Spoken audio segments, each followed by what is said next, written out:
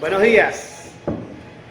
Cambiando el formato hoy, me encuentro acá acompañado de estos colegas, investigadores, historiadores, profesores universitarios, puro cuarto bate. Hoy vamos a hacer una especie de lluvia de ideas, porque el tiempo siempre es muy inclemente y es posible que nos hayan quedado algunos aportes por entregar y pudiéramos en una especie de conversa hoy pues hacer efectivo lo que consideremos que quedó pendiente. Está con nosotros el profesor Prieto, Juan María Jesús Prieto, el profesor Aquino, el profesor Ángel García y el profesor José Rafael Otazo. Y quien les habla, el profesor Geniel Cabrera, personas que compañeros de revistas científicas, en escritos, en tantas cosas que tienen que ver con el tema de la historia. Profesor Ángel, yo cuando cerrábamos la entrevista con usted, estaba hablando del tema del año 21, cuando ya se rompe pues esos tres acuerdos, por decirlo así, el abrazo, el beso y la dormida. Y la dormida. Y todo se convirtió de nuevo en una aladera de moños. Bueno, quisiera que si pudiera hablarnos con relación a cómo fue el desenlace de eso y nosotros irnos incorporando por ahí. Sí. Es interesante una precisión, incluso desde el punto de vista historiográfico, Henniger y el resto. Porque, fíjate, cuando uno revisa la historiografía, concretamente Gil Fortún, Manuel Vicente Magallanes, Augusto Mijares, esos tres autores coinciden en que la ruptura del armisticio se debió a un hecho concreto que fue la invasión de las tropas patriotas de la provincia de Maracaibo, que estaba bajo el control realista. Todos coinciden en que ese fue el detonante de la ruptura de la tregua. Pero, digamos, otra vez, en la perspectiva que hemos manejado, la ruptura, la toma de la provincia de Maracaibo, de la ciudad de Maracaibo, por las tropas patriotas, simplemente es la excusa para una confrontación. Encabezada por Rafael Urdaneta, ¿no? Encabezada por Rafael Urdaneta. Para una confrontación que ya se venía tomando cada vez mayor fuerza. Era parte de la estrategia para precipitar las acciones militares para una provocación. Sí, estaba planificado. Tanto así que ya el ejército patriota estaba fortalecido militarmente y Bolívar le propone a Latorre, unas sanciones para los responsables de esa acción y establecer unos mecanismos que permitieran preservar los acuerdos. Latorre desconoce eso y la tregua fue rota oficialmente el 28 de abril del año 1821. 40 días. Ese dato es interesante porque parte de los acuerdos que se respetaron era que si alguno de los bandos consideraba por las razones que creyera conveniente que era necesario romper la tregua, debía participárselo al contrario con 40 días de anticipación. Fíjense algo, hablando de historia, de hechos, de personajes, debemos ubicarnos siempre en el tiempo histórico. Es importante para el que no estudia historia, cuando uno dice, es que Bolívar movió, o es que Morillo movió, o es que fulano movió un contingente de 15.000 hombres, de 20.000 hombres. Dicho así, es muy fácil. Pero en el contexto de ese tiempo histórico, estamos hablando, en muchos casos, hasta del cuarto de la población que hubiese demográficamente en un área determinada. Es decir, movías casi media población para un tema de esa naturaleza. Está el hecho de la participación de los llaneros, por supuesto. Yo siempre pregunto, ¿en el campo de Carabobo están todos los que son y son todos los que están? Evidentemente la historia la escriben los vencedores y jamás y nunca, como dicen por ahí, los vencidos. Entonces, bueno, este es un tema bien interesante El tema que yo siempre también he creído importante es el tema del mar, que lo tocamos en una oportunidad, como el mar es el escenario desde el punto de vista de la movilidad estratégico en lo continental, y como los ríos con sus grandes cauces, por lo cual nosotros tenemos el padre río del Orinoco, el río de Apure, por ejemplo, que fueron ríos navegables al calor de las estrategias mismas de la batalla.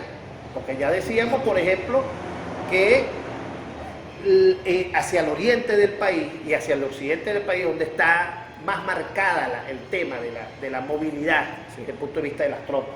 Sí, porque es que también hay una circunstancia desde el punto de vista del carácter militar, que es que en esos dos extremos es donde había menos presencia de la corona. Y entonces ahí se presenta la guerra de caudillos, ¿no? Piaro, que es un piarista importante, bueno, fomenta ahí con interesantes razones y con sus características de caudillo la liberación del occidente, pues, y ahí viene Mariño. Luego, del oriente, perdón, viene Mariño, viene de su propia campaña. Y yo por eso, cuando usted hablaba del año 14, o cuando hablábamos del año 14, el año terrible, yo siempre hago énfasis en la primera batalla, porque es aquí en Valencia donde ellos se encuentran, Bolívar y Mariño, y es donde aquí comienza a haber una reestructuración de las formalidades de un ejército, pues si viene de esa guerra de caudillos, pero es aquí, ¿no? Luego, donde ellos vienen a hacer encuentros, pero es como usted dice, o sea, son los extremos lo que hace pues la consistencia de la movilidad militar para poder lograr la campaña del centro. Jaime habla muy puntualmente con respecto a lo fluvial, y es determinante. Claro. Y tomando la caracterización que hizo con anterioridad García en cuanto a las etapas braudelianas, es necesario tomar en cuenta que al ganar Guayana, lo fluvial fue determinante en este momento. Claro. Ahí llegó posteriormente Bolívar con la visión de conquistar el centro. Como vio que no podía, llegó hasta la parte de Aragua y no pudo avanzar más, reorganizó su estrategia y la movilidad otra vez hacia Guayana y hacia la movilidad hacia la Apure. Claro, ríos navegables. Entonces fue factor determinante para consolidar lo que después tácticamente organizó. Vio que los llaneros fueron determinantes en contrarrestar al ejército comandado por el propio Morillo, que estableció sus bases en Calabozo y toda la región central, lo que no podía moverse, y los ríos fueron... Sí, es un poco lo que usted dice, profesor, lo que intenta decir, pues que ellos estaban flanqueados entre Oriente y Occidente, y en el centro era donde tenían la mayor masa. Claro, porque militar, fíjate, ¿no? hay una cosa, yo que soy estudioso, ustedes lo saben, de un tema que no tiene que ver, a lo mejor no tiene que ver directamente con el Bicentenario, el mar, pero que sí tiene que ver con todo lo que aquí pasó en este nuevo mundo. Y digo nuevo mundo porque es que era un nuevo mundo en todo su orden, en todas sus cosas, que es el tema fluvial, un escenario, bueno, poco trabajado, poco dicho, pero que es el elemento quizás sine qua non a propósito de toda esa movilidad. Y los impactos de la conquista, los impactos de la colonización, los impactos de las exploraciones, se dan justamente en las franjas que tienen que ver con donde chocan los vientos alisios. Venezuela, por su posición geográfica, evidentemente no podía pasar desapercibida. De hecho, en su tercer viaje, arriba Colón, a lo que posteriormente será conocido como el territorio venezolano, que por cierto hay un decir que él no se pudo bajar en su tercer viaje del barco por cuanto venía sufriendo enormemente de un tema de hemorroides, y que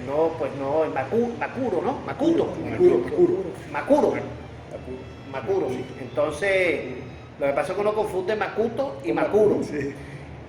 Pero el tema del mar siempre ha sido Por eso es que las principales plazas o novoplazas o novocolonias que va a tener la corona son justamente todo lo que tiene que ver con esa media luna de las Antillas, todas esas islas que forman esa especie de media luna, y todo lo que va a ser esa cuenca que yo llamo la cuenca caribeña, donde los vientos alisios pegan desde el oriente de Venezuela y rebotan por allá en Veracruz. Es un periplo. Entonces ahí es donde se ve permanentemente el impacto de la conquista y la colonización. No así con los países, por ejemplo, hacia el sur, que fue un poco más tardías. No quiere decir esto que no se haya hecho, pero fue a propósito de cuando ya pudieron, por el Pacífico, hacer eso. Digo esto porque también los ríos, profesor Prieto, usted que ha sido un hombre estudioso del tema del llano y sobre todo en la parte de Cojedes. Lo que llaman el río y la topografía del llano hay que tenerlo. Vamos a hablar un poquito más duro, profesor. Todos sabemos que el Orinoco se comunica con el Apure con el Portuguesa con el río Cojedes y con el río Tinaco, y es prácticamente ya una red fluvial. Y estamos casi está en el centro, Además de esto de la topografía, que es fácil manejarla, pero depende de los tiempos de sequía y de verano. También tenemos que tener en cuenta los grandes recursos que tenía Cojedes, porque si vinieron por Cojedes, por solamente el conde de Tovar tiene 8 atos. Imagínate, 8 atos. 8 atos. Más el hermano que es cura, Antonio de Tovar, tiene 2 más, son 10 atos. Más o menos, ¿cuál era el ato se denomina un ato así, que tenga 1000 cabezas de ganado y 1000 hectáreas. Y el espacio, así, profesor Prieto, 1000 hectáreas. Hasta donde llegue la pieza del ganado. Es un sitio de ato, un sitio de sabana, un paño de sabana, hasta donde me llegue a la vista, hasta donde llegue un chaparro, y así sucesivamente. Hasta donde lleguen las piezas del ganado, ¿no? Sí, porque eso viene siendo el ato. El ato, el hombre llega, se instala con un poquito de ganado, sí que tiene un poquito de ganado, y sale a cazar ganado. Sale a cazarlo y después le pone su marca, y cuando tiene un suficientemente ganado, hace una composición de tierra. Después de la composición viene una confirmación de tierra. Pero te digo sinceramente, con los recursos que tiene el llano, yo creo que toda la estrategia que hizo el ejército independentista fue tomando en cuenta los recursos, estos recursos, porque a nadie me va a decir que mantener 10.000, 20.000 y darle comida es muy fácil. Eso no es fácil. Claro, ese sería el elemento, Si lo está viendo ahorita es así, pero fíjate que hay que ponerse en el tiempo de la historia para poderla comprender, sí, porque si no, no podemos comprender, lo que estamos hablando, claro. Sinceramente. Por eso es que te digo que el río, la topografía y los recursos del llano hicieron posible la gran victoria de Carabobo. Bueno, profesor Prieto, un elemento rapidito antes de que se me olvide. Sobre lo que estamos hablando, fíjate que vamos articulando, ensamblando. Es que es interesante, por cuanto hemos hablado, profesor Ángel, de que, por supuesto, lo decíamos, la historia la escriben los vencedores y no los vencidos, pero detrás del generalato, detrás de los coroneles y detrás de toda esa jerarquía militar, están los troperos, están las troperas, están las lavanderas, están las que arman la ranchería, están los que pescan, están los matarifes, los que benefician el ganado, están los que la cocinan, carne. Sanidad militar. Exactamente, sí. Hay toda una estructura, una logística. Las mujeres que curan a los heridos. Están las mujeres que curan a los heridos, están las parteras también. Sí.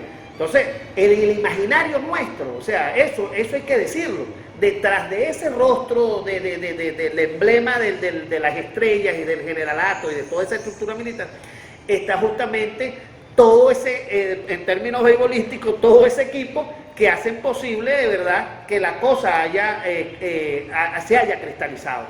Porque por eso es que se habla de las tumbas del soldado desconocido, un poco para hacerle justicia a esos sin rostro que en los anales de la historia no sufragaron con sus nombres y sus apellidos, si los tuvieran, en torno a eso. No, tiene razón, porque hay que reivindicar al pueblo, porque eso es un pueblo, y son factores fundamentales en la conformación del ejército y la conformación de la ayuda para que ellos pudieran trabajar o pudieran desarrollar pues, su actividad bélica. Y es factor fundamental el llano, que puso a su cargo el ganado, que era la dieta el principal. alimento principal, lo demás. Y otra cosa que es fundamental, el arrojo y la conformación étnica de esos llaneros, porque esa unión de españoles, de negros e indígenas fue un factor fundamental para adaptarse a las condiciones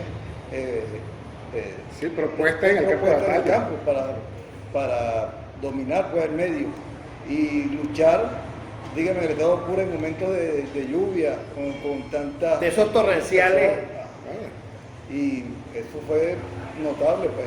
Y eso fue la visión del Libertador de la batalla del centro, la campaña del centro no fue resultado, entonces buscó ese reacomodo y teniendo ya a Morillo en un área determinada que no podía entrar a la Apure, ya en 1818, entonces se dio entonces a la tarea de buscar pues a las tierras de Granadina.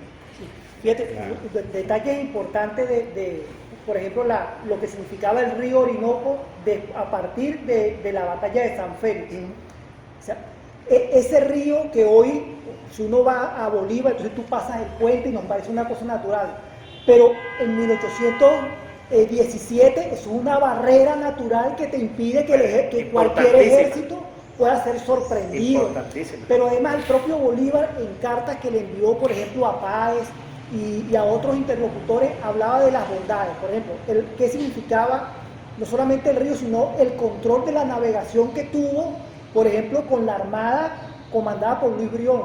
Permitía el contacto con el oriente venezolano, con la isla de Margarita y con las islas del Caribe, que significaba intercambio diplomático, intercambio comercial, toda una logística que tú necesitas para la guerra, que generalmente no se toma en cuenta. Eso que tú dices ahorita de los troperos, eso está ausente porque nos dejamos deslumbrar por el brillo de los héroes.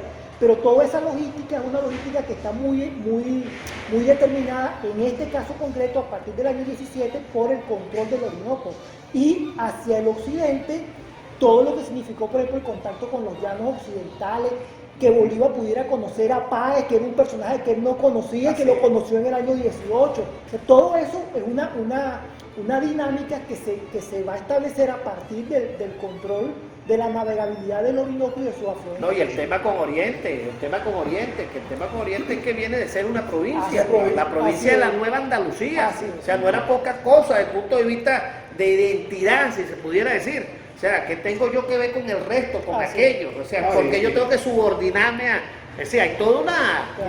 Es así, pues siguen aún testigos silentes los castillos del Orinoco. O sea, allí había presencia militar y están registrados unos combates fluviales, para no decir nada, combates fluviales importantes ahí por la supremacía del control del río. Pero vamos a ir redondeando porque otra vez nos ataca el imperio del tiempo. Mira, me aclaro de aclarar de que esos 8 actos del Conde de Tovar están solamente en la jurisdicción de San Juan Bautista de El Pao, donde dicen él, con los tractos con los vecinos del Pao, por lo que le dieron a la villa, que fue el 5 de agosto de 1702, que es una legua, y una legua tiene 3.105.10 hectáreas. Como es un pueblo de parcos y mulatos, le corresponden 4 leguas. Valencia tiene 5 leguas como ciudad. Imagínate. 5 leguas desde el centro de la plaza. Por ejemplo, aquí empiezan los ejidos, ahí donde está la Secretaría de Educación. Ahí, Avenida ahí Bolívar. al lado hay una casa que le decían La Quinta y hay un sitio que se llama La Quinta y dice por norte. Yo lo digo, bueno, que ahí empiezan los ejidos de Valencia. Lo otro que hay que aclarar es que los Tobar dicen que sus posesiones empiezan en el cerro de Tiramuto, que está en Tinaco, y llegan a orillas del río Tinaco. Prácticamente es todas las galeras, todo ese llano, y prácticamente todo el estado coger era de Claro, ese tema es interesante porque vienen después los haberes de guerra y los haberes de guerra van a tocar incluso intereses de esa naturaleza, que van a tener que agarrar esas villas, esos gatos y esos grandes terrenos, extensiones de terrenos, y la van a ir entregando, ¿por qué? Por eso, por un haber de guerra. Bueno, y tienes pues el primer presidente civil, José María Vargas, tiene dificultades con todos esos próceres que vienen de la guerra, pues, y se hace su propia revolución y ahí empieza. En el archivo principal de San Carlos están los embargos de la familia. Claro, pero eso tiene que ver justamente con eso, o sea, toda una dinámica. Bueno, vamos a despedirnos, profesor Otazo, profesor Ángel, profesor Aquino, profesor Prieto, tienen un minuto para despedirse. Bueno, sin duda que el proceso de emancipación ha generado una cantidad de convulsiones en la historia moderna que aún estamos en esos reacomodos, ¿no? 200 años no son nada para la historia, pero para nosotros... La herida está abierta. La herida sigue abierta, ¿no? Y pues lógicamente es el momento de las reflexiones, es el momento de volver a Carabobo, es el momento de conversar entre nosotros y ver cuáles son nuestras mejores opciones, ¿no? Perfecto. Seguir adelante, porque la historia, o mejor dicho, el lápiz con el que se escribe la historia no tiene borrador. Entonces, dijera nuestro querido amigo Eugenio Fugué Borregales, ¿no? En general. Profesor Omar. No, bueno, agradecerte nuevamente la invitación y yo creo que celebrar este espacio porque en medio de una tertulia amena como esta sirve para desmistificar algunas cosas, para quitarle el elemento a Carabobo solamente como un aspecto episódico militar estrictamente y verlo en una dimensión Especie mucho más Venezuela integral. heroica. Sí, verlo en una dimensión mucho más integral, mucho más social, mucho más política. De hecho, el ensayo comienza haciendo referencia a eso. A Eduardo Blanco. A Eduardo Blanco y a la manera como nos han enseñado la historia. Entonces, bueno, celebrar este espacio como un elemento que contribuya a ese proceso. Profesor Prieto. Eduardo Blanco no tiene la culpa de escribir Venezuela heroica porque recibe, él era secretario de Paz.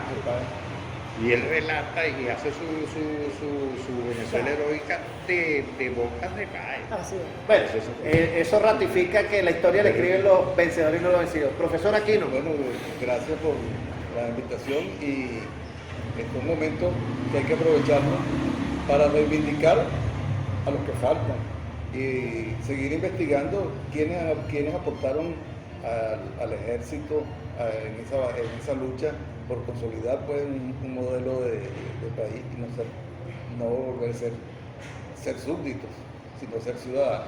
Es importante entonces para concluir, agradecerle a todos ustedes y decir que el interés por la historia debe ser supremo, por cuanto eso es el maravilloso puente en saber de dónde venimos, por qué estamos donde estamos y cristalizar orgánicamente hacia dónde vamos.